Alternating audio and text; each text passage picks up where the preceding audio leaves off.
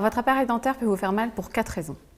La première peut être tout à fait normale, c'est dû au déplacement de la dent au sein de l'os. En fait, la dent est reliée par un petit ligament qui va être mis en compression et en tension et qui peut occasionner une douleur. C'est normal.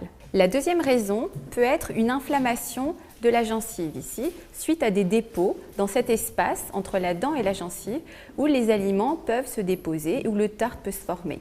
À ce moment-là, c'est une agression et la gencive gonfle, peut même remonter jusqu'à recouvrir les bagues. Donc là, il y aura des petites choses à faire, notamment bien nettoyer cet endroit, faire des bains de bouche antiseptiques, etc. La troisième raison peut être qu'il y a une infection de type carie qui serait passée inaperçue parce qu'à son début, elle est très difficile à voir. Par contre, elle progresse en profondeur jusqu'à atteindre le nerf et à ce moment-là, occasionner des douleurs importantes au froid, au chaud ou à la pression. Ça peut même être accompagné de fièvre, de douleurs, etc. Il faut aller consulter sans tarder.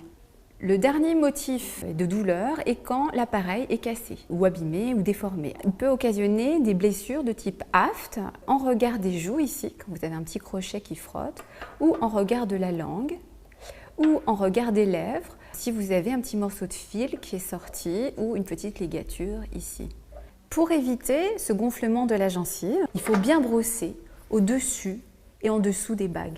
Cela ne risque pas de décoller l'appareil. Et quand on dit brosser les dents, c'est inexact. Il faut brosser aussi cette zone de la gencive. Et si ça saigne, c'est pas que vous frottez trop fort, c'est que justement, vous avez laissé le temps aux bactéries de créer une inflammation et un gonflement.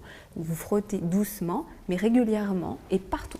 On peut même s'aider, quand c'est un peu difficile, de petites brossettes ici qui passent plus facilement dans certains interstices. Également à l'intérieur. Il ne faut pas manger d'aliments durs, d'aliments collants, qui peuvent décoller l'appareil et le fracturer. Aussi, ça c'est surtout pour les plus jeunes, il ne faut pas trifouiller l'appareil avec les doigts. Ça va faire comme un trombone, on plie, on plie, on plie, on plie, et à un moment ça casse. Pourtant, c'est du métal. Pour éviter que les choses se déforment, il ne faut pas les toucher, il ne faut pas agresser l'appareil.